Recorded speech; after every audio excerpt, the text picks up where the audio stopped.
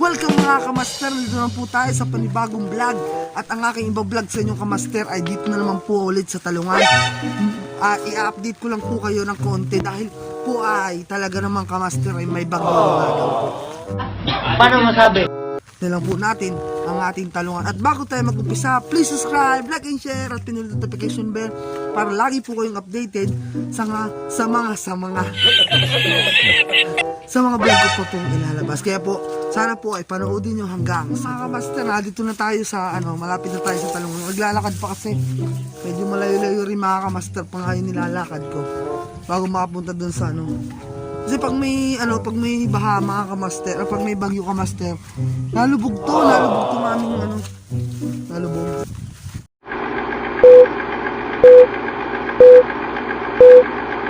Ay mga kamaster, nakita nyo kamaster yung aming Talungan. Medyo okay naman kasi nga hindi pa naman sobrang lakas ng hangin at hindi naman nag-uulan ng sobra dito pa sa Quezon Province yan. Dolores, Dagatan Dolores, Quezon yan. Okay pa naman ang aking Talungan, wala pa naman na medyo talagang na. Pag-pour na po tayo ng pag-uli nito. Medyo naputihan na rin po itong mga sitaw, pipino.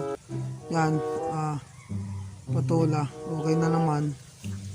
Mga kamaster, ito pa po yung yung bago pong bagong bunga pa lang po ito. Ito pong sitaw. Yan, babago pa pong bubunga yan. At medyo naghihirap pa nga lamang ngayon. Yan, medyo malakas ang hangin. Kasi pag alam nyo mga kamaster, pag malakas ang hangin, nasisira ang sitaw. Kaya kaya ako'y nangangamba nga. Kaya sana nga hindi na lumakas yung bagyo para hindi na nakapangamba pa.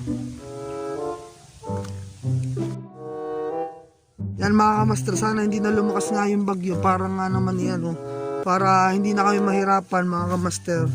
At hindi na masira to kamaster yung mga tanim namin. Alam ba, hirap na magtanim Tapos dadaanan lang ng bagyo. Ayun yung masakit sa mga Parang may problema ka.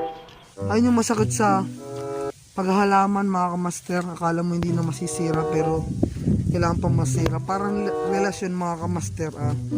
Ayun mga kamaster na akala mo kayo na pero naghihiwalay pa. Ganun kasi mga kamaster.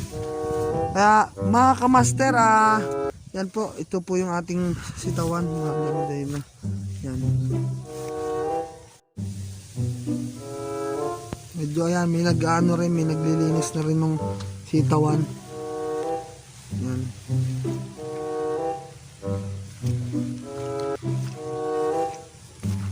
Ay, i-update ko lang kayo dahil may bagyo nga. Yan. Yan.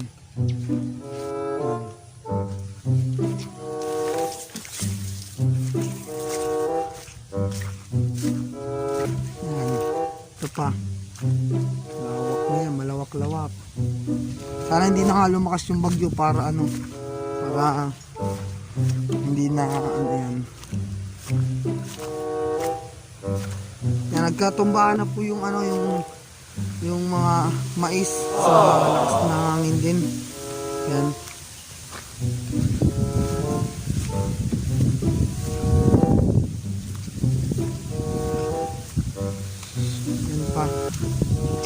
Lakas din ang hangin. Mahirap kasi pag malakas ang hangin, napuputol ang sitaw. Kaya dapat yan. Hindi pa yun namumunga pero ngayong November baka may bubunga na rin yan. Dahil ngayon kamaster yung mga mga bago pa. Pag yan mga bago, pag ganyan pa ang dahon. Pagkita ko rin sa inyo yung pag yung naputihan na, ganito namang yung nangyayari. Yan mga kamaster, madami-dami na rin halos din. Yan mga kamaster, sadya malakas na rin yung hangin. Malakas din yung hangin dito sa amin. Pero sabi nga daw sa Pag-asa, hindi pa naman sadya malakas, wala pa naman bagyo. What? Pero nakangamba na rin dito sa kasi talagang mahangin na rin, nararamdaman ng hangin dito sa Quezon Province. Ito, pakikita ko naman sa inyo mga kamaster yung yung pag naputihan na. Gato na mga kamaster pag naputihan na. Yan, may mga bunga-bunga pa nga puti. Talagang malakas na rin mga kamaster nga yung hangin dito sa Quezon. Pero hindi naman kalakasan. Kaya pa naman. Kasi maano na rin sa halaman, nakaka-epekto na rin sa halaman. Yan. Mga kamaster. Ito yung mga naputihan na mga kamaster. Ayan. Yan po ay, ito po yung mga babago pa lang. Yan po yung sitaw. Yan. Ito po yung naputihan na. Buti po ito naputihan na. Hindi na okay na pag kahit bagyuhin. Ayan. Kasi mga kamaster, nabaha dito kamaster. Pag may bagyo, pag malakas ang ulan, bumabaha rito. Na mga kamaster, yung konting nalinisan na, yung ilalim, yan. Okay na naman siya. Ito, pipino, okay na yan. Naputihan na rin itong mga pipinong ito. Yan. Mga kamaster. Ito yung mga sitaw na naputihan na. Okay na yung mga September to. Mga September, namumunga na itong mga pipino. Ito mga kamaster, yung lagi kong binablog sa inyo, yung talungan, di ba? Pag po na yung lagi yung talungan, nakalagi naka-vlog na. Ayan mga kamaster. Yung talungan, kahit hanginin ng talong, natutumba lang sila pero hindi sila nasisira, hindi sila namamatay. Nabunga pa rin yung kamaster kahit na medyo nangangambo na nga kamaster, kaya yan. Pero kamaster, ayun okay lang yan kahit hanginin, wag lang babahain yan.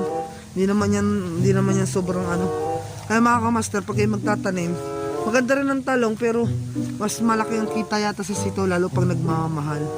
Pero okay lang naman yun kahit mahal din ang sitaw, mahal din naman ang talong pag nagkakano.